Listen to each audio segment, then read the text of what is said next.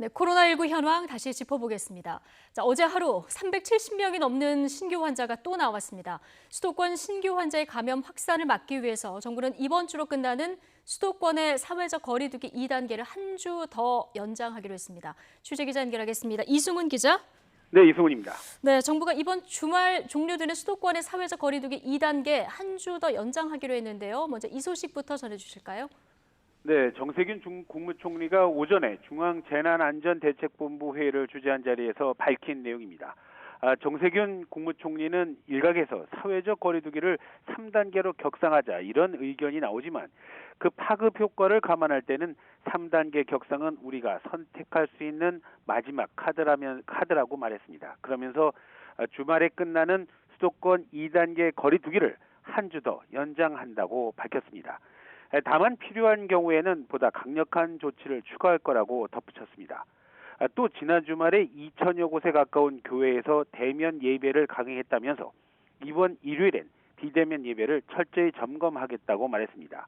이와 함께 교회와 교인들은 이웃의 안전을 위해서 스스로 방역 지침을 지켜달라고 거듭 요청했습니다.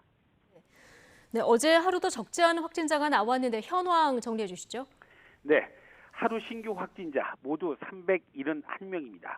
전날에 441명보다 다소 줄었습니다. 다만 어제 검사 건수가 태풍의 영향 등으로 2천여 건 준 결과로 보입니다. 또 지난 14일 이후 보름째 신규 환자는 세 자릿수 증가세를 이어가고 있습니다.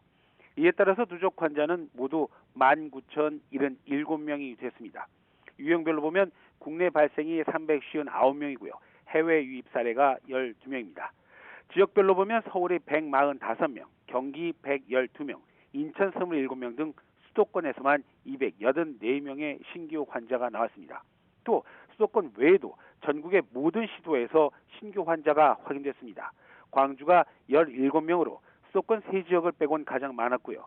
전남 12명, 충남 9명, 부산 8명, 대구 8명 등의 신규 환자가 확인됐습니다. 고령 환자의 증가 영향으로 추가 사망자도 3명이 더 나와서 누적 사망자는 316명이 됐습니다. 또 신규 환자가 느는 만큼 격리 중인 환자도 늘어서 4,210명으로 늘었고요. 위중 환자, 중증 환자 역시 58명으로 증가하면서 방역 당국을 더욱 긴장케 하고 있습니다. 지금까지 YTN 이승훈입니다.